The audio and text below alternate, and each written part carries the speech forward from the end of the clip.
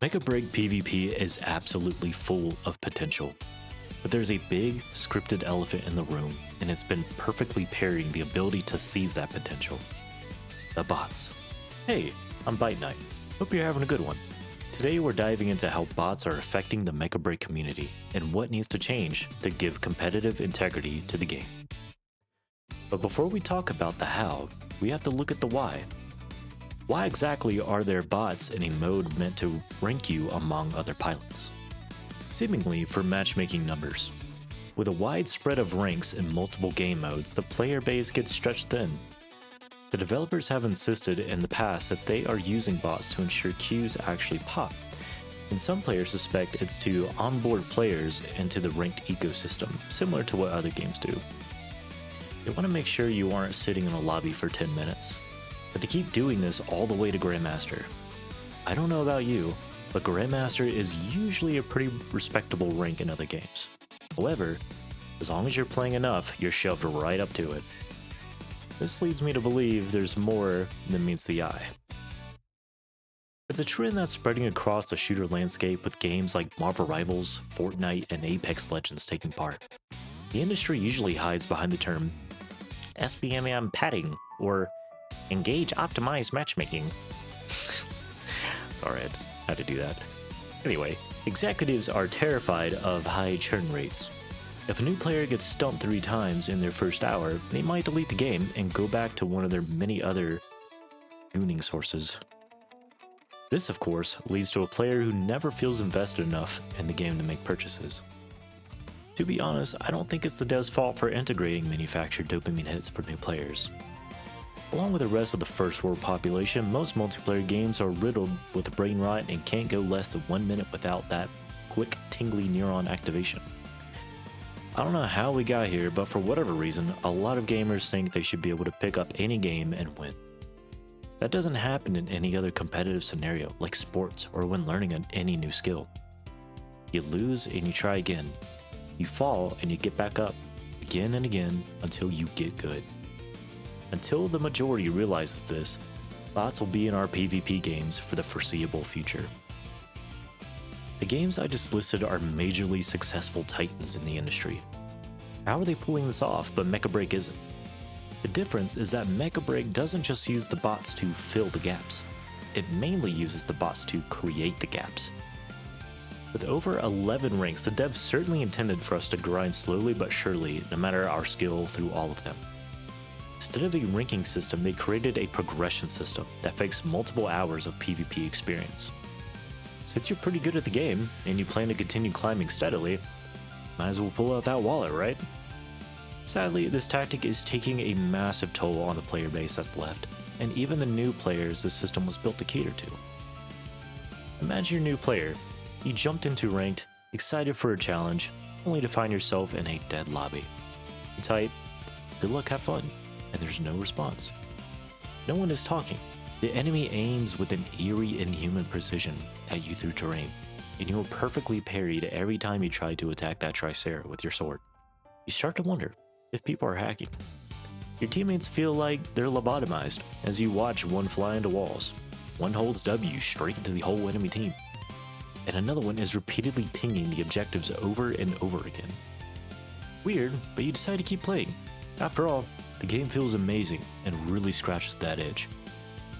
After a major win streak, you post about it on Reddit, and that's when someone breaks the news. "Sorry man, but those were all bot matches. You were just fighting code the whole time. You didn't win your hard-fought battles, you just beat some scripts." I'd say it's a miracle this game has not completely died out because of this experience alone, but the gameplay is just that good. After reaching Grandmaster rank, you get to finally queue into a real PvP match. Chat is alive, people are strategizing the team's comp, and the rivalry you experience might as well be straight out of a shonen anime. The game feels alive. Imagine how many players even reach Grandmaster between finding out they're fighting bots and thinking players are hacking, and how boring it is that no one is interacting. After the surge of lies from journalists about the game's monetization on release, it's hard enough to get players into the door. Unfortunately, the pain doesn't end after reaching Grandmaster. A new season starts, and your rank is reset. You have to grind through bots again to experience that peak mecha gameplay. Verge mode has effectively become a chore. After 4 seasons, the player base is more than feeling the fatigue. Every single season, you're forced to grind through hours of unfair bots. As you could tell in the background footage, the enemy bots have perfect aim without locking on, perfect reaction time, and infinite energy, while the bots on your team will often throw matches or feed, seemingly just to keep your win rate at a target percentage.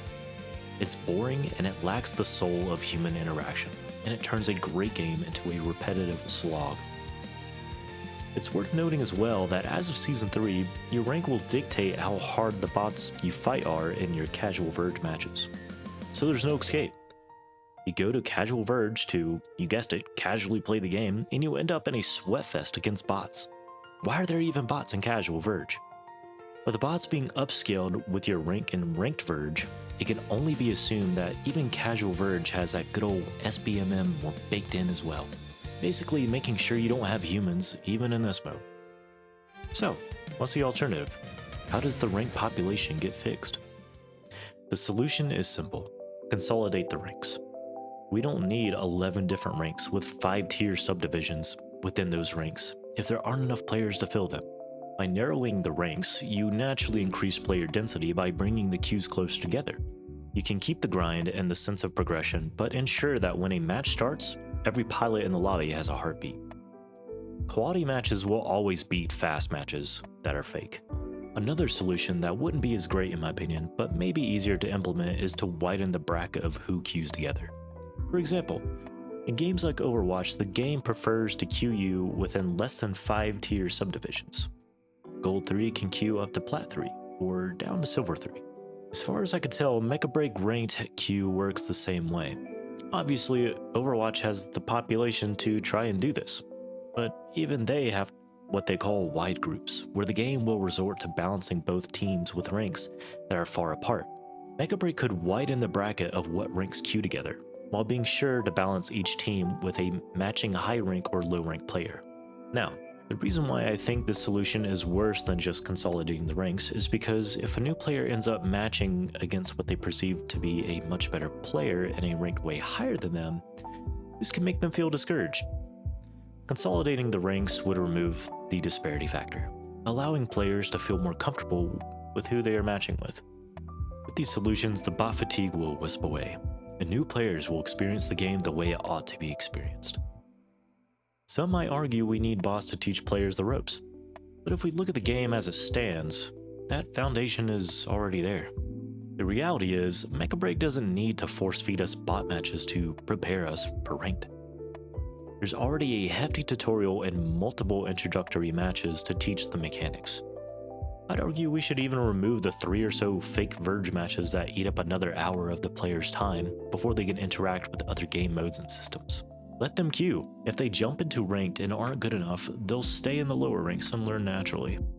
If they want to practice without the pressure, that's what casual mode is for. Everyone learns at their own pace. The current system forces players who may not be ready to eventually queue with veteran players, because you are rewarded far more for a win than a loss. It's a lose-lose situation. Players still trying to learn get smoked, and everyone else is disappointed by an unfair game. Now, I'm not saying we need to delete the bots from the game entirely. They just need to stay in their own lane. They're great for testing and learning strikers in Casual Verge. If someone just wants a quick 5-minute blast and the queue time hits a certain limit, throw in some bots to get it moving. But in Ranked, in the mode where skill and strategy are supposed to matter, where you can face your nemesis in a duel so intense it feels like it lasts for at least half the match, where camaraderie is so tight you can pull off combos with your wingman without uttering a word. Competitive play should be exactly that. Competitive. Now, all this might seem like it'll fall on deaf ears, but there's a real reason to be hopeful. As I mentioned in my last video, the shift to a smaller, more focused development team could be exactly what Mecha BREAK needs. Smaller teams are historically much more agile. They don't have the same layers of corporate red tape, which means they are far more likely to actually hear community feedback and, more importantly, act on it. If we want to see these bot changes implemented, Now is the time to speak up while the team is in a position to pivot and refine the experience. The tools for a legendary PvP mecha game are all right here. We just need the devs to trust us with them. Consolidate the ranks, respect the players' time, and let the pilots prove who's best, human to human.